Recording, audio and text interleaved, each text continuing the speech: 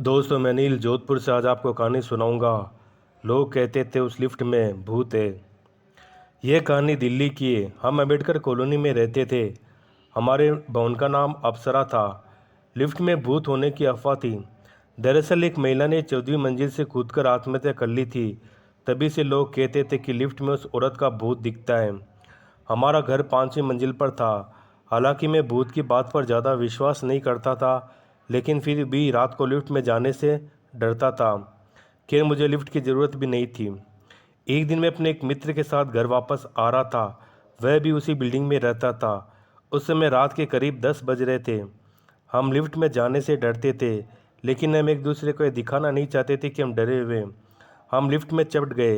Lift तीसरी मंजिल पर पहुंची। दरवाजा आधा खुला और अपने आप बंद हो गया। लिफ्ट ऊपर जाने लगी। हमने लिफ्ट को रोकने की कोशिश की, लेकिन कोई भी बटन काम नहीं कर रहा था। लिफ्ट ऊपर की मंजिल पर गई और फिर नीचे की मंजिल पर आ गई। ऐसा 7-8 बार हुआ और फिर लिफ्ट 14वीं मंजिल पर आकर रुकी। लिफ्ट का दरवाज़ा अपने आप खुल गया।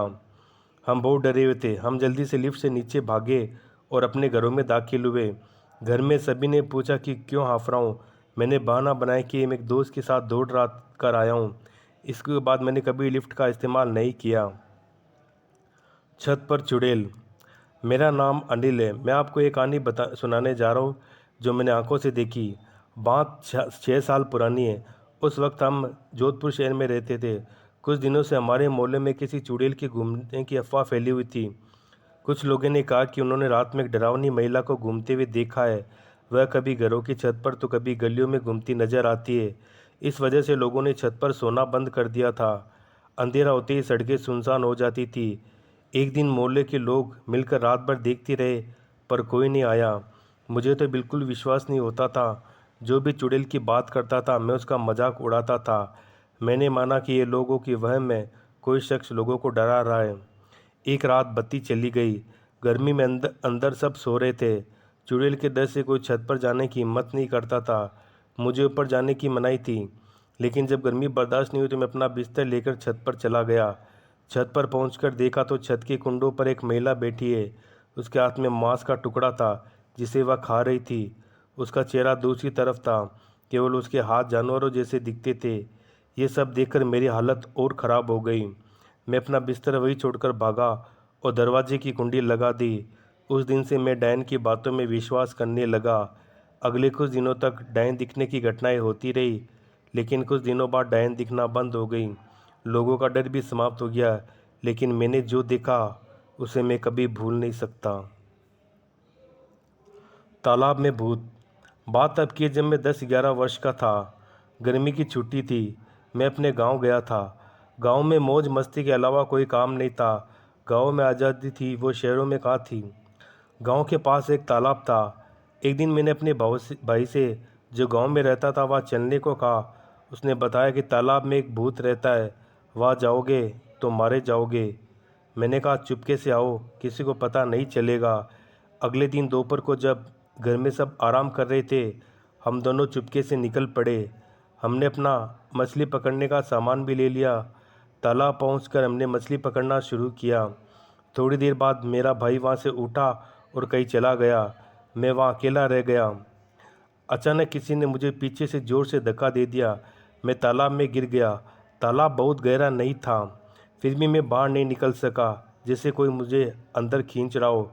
मेरी सांसें फूलने लगी। इसी बीच किसी ने मेरा हाथ पकड़कर मुझे ऊपर खींच लिया। कोई और नहीं बल्कि वह मेरा भाई था। कुछ देर बाद मैं नॉर्मल हुआ तो मैंने पूछा, तुमने मुझे धक्का क्यों दिया। उसने कसम खाई कि उसने धक्का नहीं दिया। उसके चेहरे से लग रहा था कि वह झूठ नहीं बोल रहा है। हम दोनों जल्दी से वहाँ भागे और फिर दोबारा कभी नहीं गए। भूत का साया। इस बात को करीब 3 वर्ष हो चुके हैं। तब मेरी चाची की तबीयत बहुत ज़्यादा ख़राब थी। वह उल्टी सीधी हरकतें करने लगी थी। किसी को कुछ भी बोल देती थी। हमने कई डॉक्टरों को दिखाया, लेकिन कोई फ़ायदा ही नहीं हुआ। तब हमारे रिश्तेदार ने बताया कि इस पर एक चुड़ैल का साया है, उसे बालाजी के पास ले जाना होगा। घरवाले बिना देर किए बालाजी के लिए रवाना हो गए। बालाजी के पहुंचते ही चाची गाड़ी से उतरी और दौड़ती हुई अंदर चली गई। घबराए परिजन भी उसके पीछे हो लिए। वहां जाकर पता चला कि चाचा ने अपने बगीचे में एक पेड़ काट दिया था, जिसमें डायन उसके बच्चे रहते थे। उसके घर में सेंध लगने आई थी डायन, लेकिन वह थोड़ी समझाइश के बाद वह मान गई।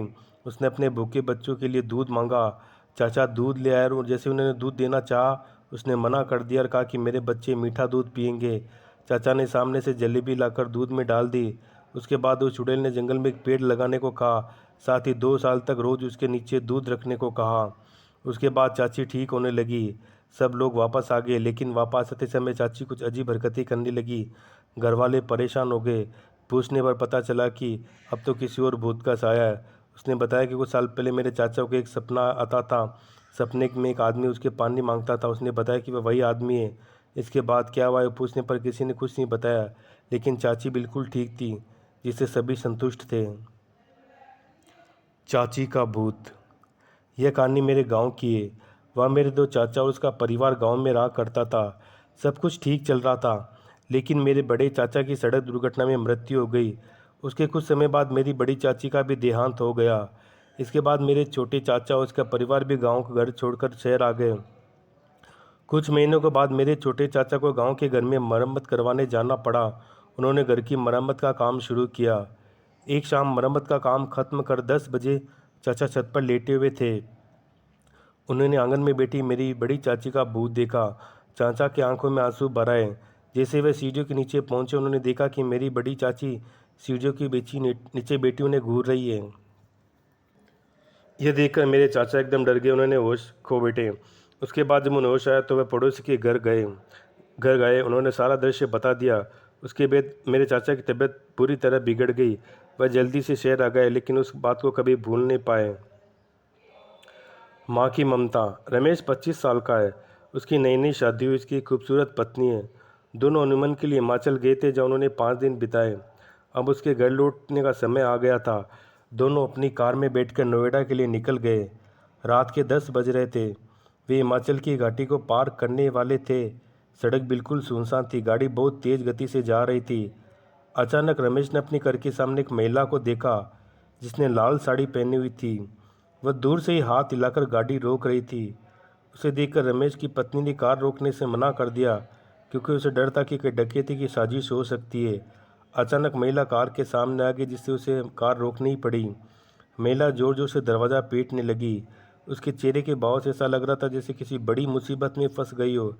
रमेश की पत्नी ने कार के दरवाज़ा खोलने से इनकार कर दिया। उसने कहा कि यह कोई चाल हो सकती है, हमें बाहर नहीं जाना चाहिए। रमेश ने कहा, अगर सच में परेशानी में है तो हमें उसकी ज़रूरत होगी, क्योंकि इसे देखकर वह अच्छे से लग रही है। इतने कहते ही रमेश ने कार का दरवाज़ा खोला और बाहर आ गया। महिला ने घबराहट में कहा, कृपया मेरी मदद करें। रमेश बोला, क्या हुआ? उसने कहा, मेरी कार नीचे खाई में गिर गई है, एक पेड़ से टकरा गई है, मेरी छोटी बच्ची उसमें फंस गई है, प्लीज़ इसे बाहर निकालो। ये सुनते ही रमेश की पत्नी भी बाहर आ गई और तीनों खाई की ओर चले गए। देखा कि कार थोड़ा नीचे पेड़ से टकराई थी। पीछे एक छोटी बच्ची बैठी थी जो रो रही थी। रमेश ने बहुत कोशिश की तो कार का दरवाज़ा खुल गया। रमेश ने उस बच्ची को बाहर निकाला और गोद में बिठा लिया, लेकिन बच्ची अभी भी रो रही थी। तभी रमेश की नज़र सामने वाली सीट पर गई, जहाँ उसे लगा कि कोई बैठा है। जब रमेश ने देखा तो उसके पैर तले ज़मीन फिसल गई। उसे विश्वास नहीं हो रहा था। उसने देखा कि आगे की सीट पर बच्चे की माँ के अलावा कोई नहीं था, जो रमेश की मदद के लिए पुकार रही थी। रमेश ने देखा कि उस महिला के माथे से खून निकल रहा था और वह मर चुकी थी। रमेश की पत्नी उसके पास आई और वह उसे देखकर हैरान रह गई। यह देख रमेश उसकी पत्नी से पीछे मुड़कर देखा, जहाँ पहले महिला खड़ी थी, लेकिन अब वहाँ कोई भी नहीं खड़ा था।